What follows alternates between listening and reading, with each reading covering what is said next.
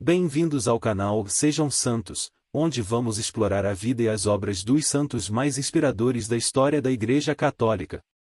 Nós vamos compartilhar suas histórias, seus ensinamentos e seus exemplos de virtudes, esperando que possam nos inspirar a viver de acordo com os ensinamentos de Cristo. Então, se você quer aprender mais sobre esses santos e descobrir como suas vidas podem ser caminhos que nos levam a Jesus Cristo para nós hoje, inscreva-se no nosso canal e deixe o seu like.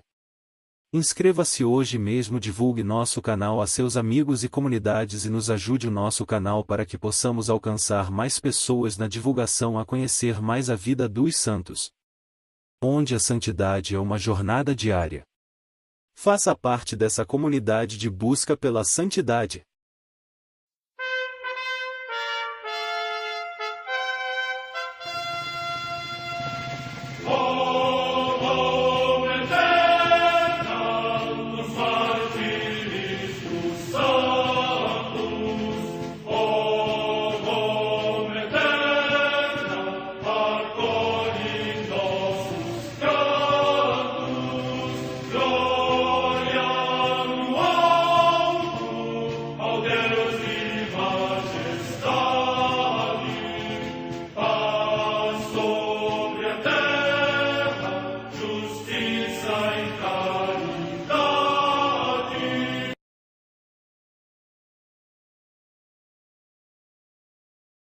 Ler a vida dos santos desperta em nós o desejo de seguir a Cristo. Através de suas vidas podemos aprender as virtudes, a sabedoria e o amor de Deus. Cada santo nos oferece um modelo de vida a ser imitado, como diz São Paulo na carta aos Hebreus, capítulo 12, versículo 1. Estamos rodeados por uma nuvem de testemunhas. A Igreja foi fundada por nosso Senhor Jesus Cristo não apenas como uma instituição, mas uma autêntica família. Os santos mártires, confessores, doutores, as virgens, os santos pastores e todos os demais santos são realmente nossos irmãos que nos precederam no caminho da fé e já estão no céu, para onde também iremos nós, pela graça de Deus. Portanto, sede santos, assim como o vosso Pai Celeste é santo. Mateus capítulo 5, versículo 48. Hoje, dia 30 de agosto, celebra a Igreja a vida desse grande beato, Padre Eustáquio Van Lieshout. A Santa Madre Igreja celebra também nesse dia os santos. Em Roma, no cemitério de Comodila, junto à Via Ostiense, os santos mártires Félix e Adalto, que juntos deram inquebrantável testemunho da sua fé em Cristo e juntos entraram vitoriosos no céu. Morte no ano 304. Comemoração dos 60 santos mártires, que, em Sufetula, na África Bizacena, atualmente na Tunísia, por ter sido destruída uma estátua de Hermes, foram mortos pelo furor dos gentios. Morte no ano 399. Em Roma, a comemoração de São Pamáquio Senador, insigne pela sua firmeza na fé e generosidade para com os pobres, a cuja diligente piedade se deve à construção de uma igreja titular no Monte Célio. Morte no ano 410. No mosteiro de Rebais, próximo de Meaux, na Neustria, atualmente na França, Santo Agilo, seu primeiro abade. Morte no ano 650. Em Breuil, também no território de Meaux, São Fiacrio, eremita, oriundo da Irlanda, que seguiu a vida solitária. Morte no ano 670. Em Tessalônica, na Macedônia, atualmente na Grécia, São Fantino Jovem, eremita, que passou toda a sua vida em jejuns, vigílias e trabalhos por Cristo. Morte no século X. Em Lucédio, no Piemonte, região da Itália, São Bonônio, abade, que seguiu a vida eremítica, primeiro no Egito, depois no Monte Sinai. Morte no ano 1026. Em Treve, no Lácio, também região da Itália, São Pedro, que, embora analfabeto, cultivou na solidão a sabedoria do Evangelho. Morte no ano 1050. Em Londres, na Inglaterra, Santa Margarida Ward, mártir, que, no reinado de Isabel I, por ter ajudado um sacerdote, foi condenada à morte de bom grado, recebeu o martírio no patíbulo de Tibur.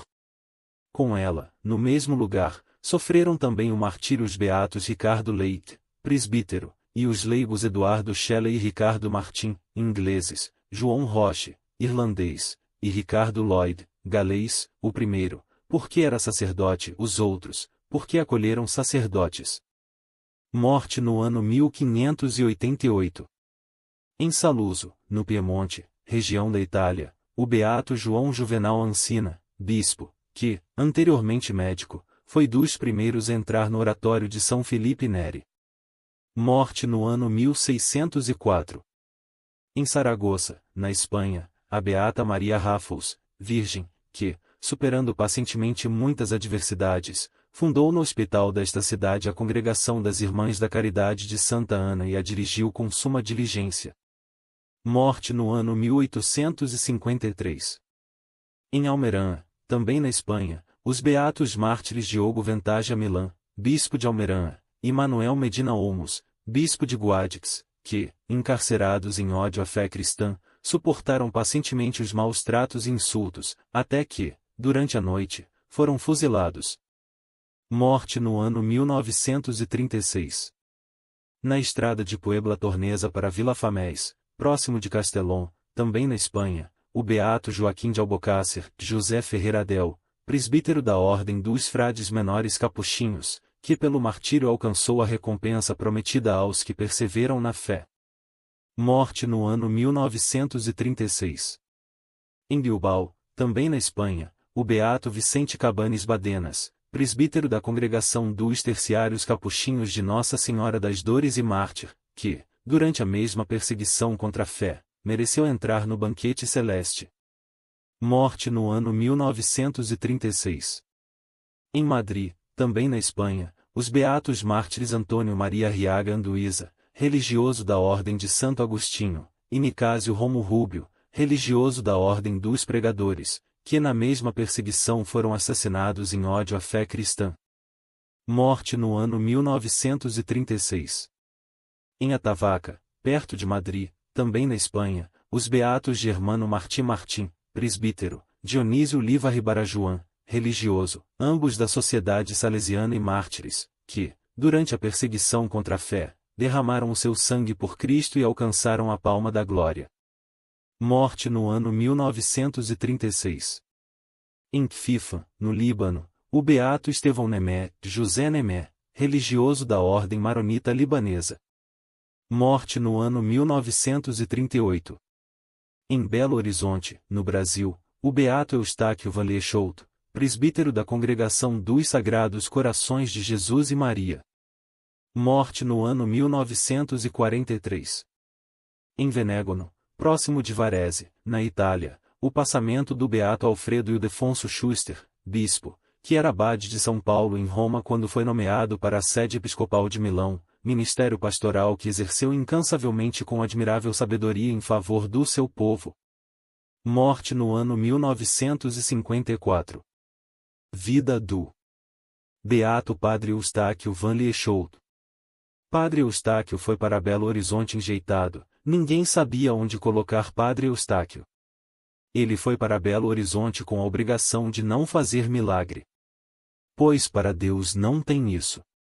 Ele fez, trocou o nome de rua, trocou o nome de bairro, trocou o nome de igreja, trocou tudo, para ver o que é a pessoa marcada por Deus. Padre Eustáquio com o seu saúde e paz chegou a todas as famílias, de JK até o mais simples e pobre dos cristãos.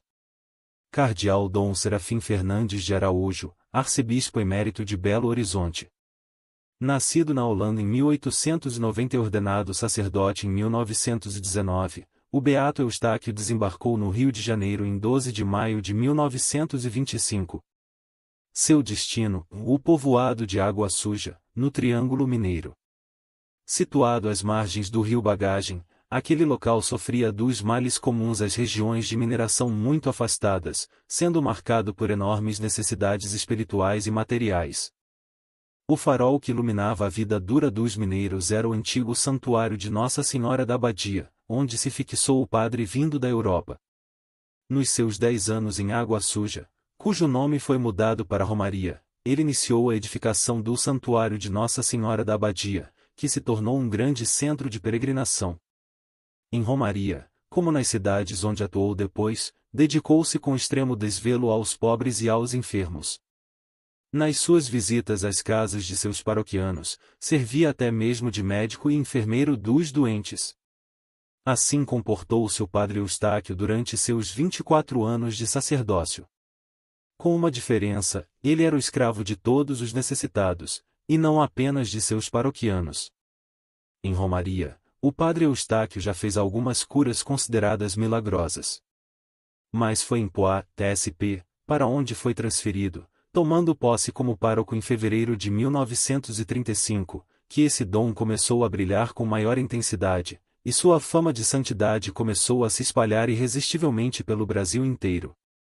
Um dos maiores benefícios que o padre Eustáquio fez à população daquela região foi vencer o indiferentismo religioso e resgatar numerosas almas que estavam se emaranhando nas teias da seita espírita. Multidões cada vez maiores procuravam assiduamente o homem de Deus para pedir o alívio de seus sofrimentos espirituais e físicos. A afluência de povo era tão grande que chegaram a passar por Poix cerca de 10.000 pessoas por dia. A autoridade civil e a religiosa se inquietaram com isso. Por intervenção do arcebispo de São Paulo, arquidiocese à qual pertencia então Poix, os superiores do padre Eustáquio se viram obrigados a transferi-lo. Nosso beato ficou chocado com a notícia.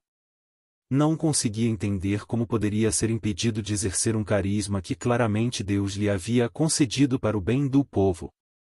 Mas, como pessoa virtuosa que era, obedeceu sem pestanejar. Com ar de muito abatimento, deixou sua querida Poix no dia 13 de maio de 1941 sem nem sequer despedir-se das pessoas mais chegadas. Teve de viver algum tempo oculto na cidade de São Paulo, numa situação humilhante, sob a vigilância de seus superiores, sendo até mesmo proibido de visitar seus amigos. Desde a saída de Poix, a vida do beato Eustáquio foi como a de um migrante. Onde quer que estivesse havia pessoas que o procuravam para lhe pedir ajuda, consolo e cura. Logo as multidões se lhe punham ao encalço, e isso causava desagrados e incompreensões. Quase invariavelmente, pouco depois era convidado a se retirar do local. É verdade que também recebeu mostras de carinho, como do arcebispo de Campinas. Mas a par disso houve cenas constrangedoras, como quando foi obrigado a se retirar sem demora do Rio de Janeiro, ocasião em que nem lhe queriam dar tempo de rezar o breviário. De volta a Minas Gerais, chamado pelo jovem superior da comunidade da congregação, em patrocínio, padre Eustáquio pôde finalmente encontrar sossego. Havendo chegado em outubro de 1941, ele sentiu-se de fato aliviado, pois seus companheiros de hábito, além de não lhe colocarem obstáculos, ainda o ajudaram nos seus labores apostólicos. Ali ele recebeu a comunicação de que o arcebispo de Belo Horizonte queria sua presença em sua arquidiocese. Na capital de Minas, onde chegou em 3 de abril de 1942, padre Eustáquio assumiu a paróquia dos Sagrados Corações, na qual permanecerá até 30 de agosto de 1943, dia de sua morte. Após um início com algumas restrições, que fizeram temer a volta das sanções já aplicadas em outros lugares, o beato pôde exercer com toda a liberdade os carismas da cura e do conselho, cumprindo a vocação para a qual o Senhor o destinara. Acima de tudo, pastor de almas. Esse sacerdote exemplar, que sempre procurava remediar os males corporais, nunca se esquecia de que sua principal missão era salvar almas. Repercutiram sensacionalmente na imprensa os milagres atribuídos ao padre Eustáquio e há documentos de várias curas para as quais a ciência não tem explicação. Mas ele operou milagres muito mais importantes, e numa quantidade que de fato fazem lembrar os tempos da igreja primitiva, a conversão de milhares de pecadores. Passava 6 horas por dia atendendo confissões. Não tinha dotes oratórios, mas possuía em alto grau o dom da palavra ardente que move ao arrependimento e à mudança de vida. Na paróquia de Poix, muitas vezes 3 coadjutores eram insuficientes para atender os penitentes que faziam fila diante dos confessionários após ouvir uma recomendação desse homem de Deus. Durante um tríduo de pregações na maior igreja de Belo Horizonte, nos 3 dias verificou-se um fato inédito. Terminado o sermão, centenas de homens de todas as classes e idades corriam ao confessionário, disputando o privilégio de serem os primeiros a se reconciliarem com Deus. Movimentação ainda maior ocorreu na Páscoa dos funcionários públicos, e mais de 5.000 pessoas obrigaram 12 sacerdotes a socorrerem-no no atendimento de confissões. Donde lhe vinha esse poder de arrastar os pecadores à conversão? Do esplendor de sua santidade. O beato Eustáquio sabia que a alma de todo apostolado é a vida interior. Por isso, mesmo quando passava a noite em claro, começava o dia às 5 da manhã, para não se privar da hora de meditação cotidiana. Rezava o rosário.